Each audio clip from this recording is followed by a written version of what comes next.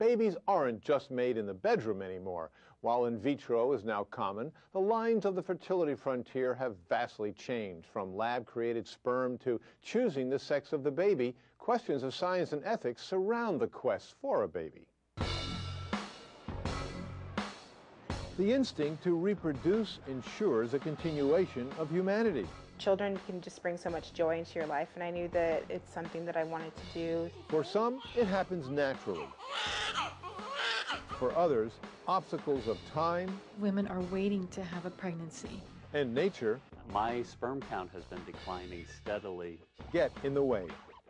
It's not how important the age of the woman is, but it's her age of her egg that determines the success. Dr. Jane Frederick says a woman's egg quality peaks at age 27, then declines through her 30s.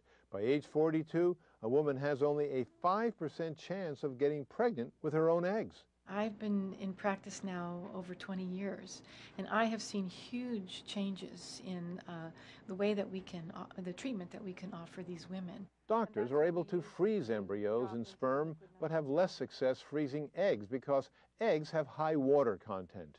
The egg doesn't survive when you thaw it. A recent breakthrough in the cryoprotectant used in egg freezing better preserves the egg without the ice crystals. You're going to be famous for those cheeks, too. Little Noah doesn't realize yet how unique he is. One of the first babies ever to be conceived with a frozen egg from his mom and frozen donor sperm. I just want him to have a normal life. In 1/3 of infertile couples, it's due to male infertility, as was the case with Stephen and Melissa James. Not zero sperm, but really low motility and low count. Because Stephen had some sperm, they were able to use in vitro fertilization to conceive their daughter, Katie. Oh, and that's her TP. In cases where a man has no sperm, donors are used. But some couples desire a biological link to both parents. We are trying to generate sperm, artificial sperm, and we hope that we can help these couples. German researchers are growing sperm from very early cells called germ cells, taken from testicles. Experiments with mice have been successful. If it works in the mouse, I'm sure it also will work in the human. But it doesn't end there. Researchers are trying to grow sperm from a female germ cell, which could then be used to fertilize another woman's egg.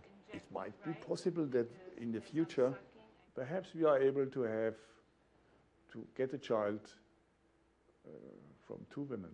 Creating a baby from lab-grown sperm is very controversial. The experimental process takes a long time. What do you do if the experiments are making babies and they don't come out right the first couple of times?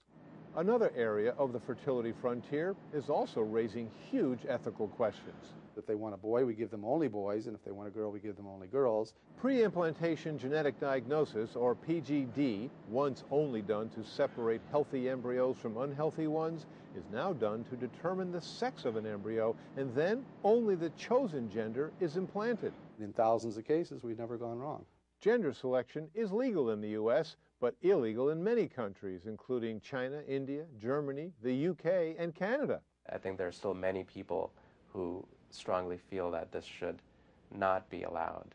Legal or not, many U.S. clinics won't do it. The idea that you would choose one sex over another is something that ethics requires that you give a good reason.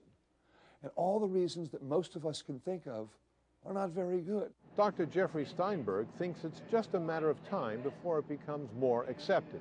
It's new, we know it's controversial, it scares people, but I've been doing in vitro fertilization for 30 years, and 30 years ago in vitro fertilization was new. Major health organizations don't agree on the issue. While the American College of Obstetricians and Gynecologists opposes gender selection for personal selection reasons, the American Society for Reproductive Medicine says it's okay.